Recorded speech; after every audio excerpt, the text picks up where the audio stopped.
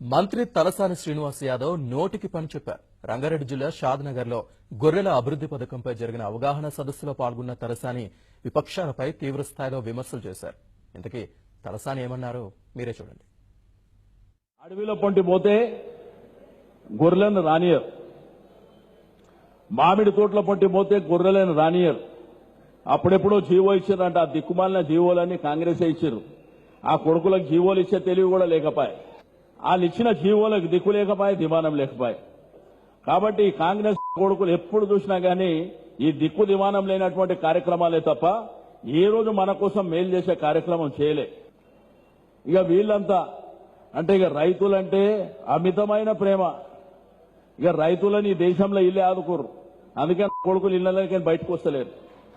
వీళ్ళ బతుకు ఎట్లయిపోయిందంటే అన్ని పార్టీల బతుకు బస్ స్టాండ్ అయింది. మరి దిక్కుమాలిన మీ ప్రభుత్వాలల్లా కొడుక మీకు చేతగాకనే కదా మేము చేస్తుంది. 17,000 రుణమాఫీ చేస్తే ఆ పిసిసి ప్రెసిడెంట్ ఆ గడ్డపొడు ఇక్కడ మొన్న చర్చర్లకు వచ్చి చెప్తున్నాడు, మా ప్రభుత్వం వస్తే 2 లక్షల రుణమాఫీ. కొడుక ఇంకా మీ ప్రభుత్వం ఎందుకు వస్తుంది? అయిపోయి మీ దుకాణం బంద్ అయిపోయి, మీ కథ అయిపోయి. ఇక మీ దగ్గర ఒకడు పొట్టాడు తుపాకీ రాముడు ఉన్నాడు ఇంతంతా తీసుకుంటే పానం పోతుంది. ఆ పెద్ద పెద్ద మాటలు. అందుకే ఇప్పుడు ఒక ఆయన అంట సంగారెడ్డికేమో ఒక ఆయన వస్తుండంట, ఈ రోజు ఇంకొక ఆయన మీద వస్తున్నాడు. ఎవరు వచ్చినా ప్రజలకు సేవ చేయడానికి ఇంత మంచి ప్రభుత్వం కేసీఆర్ గారి ప్రభుత్వం. ఇటువంటి దగులుబాజీ కొడుకులు రాజకీయాలలో ఉండడం మనందరికీ సిగ్గుచేటు.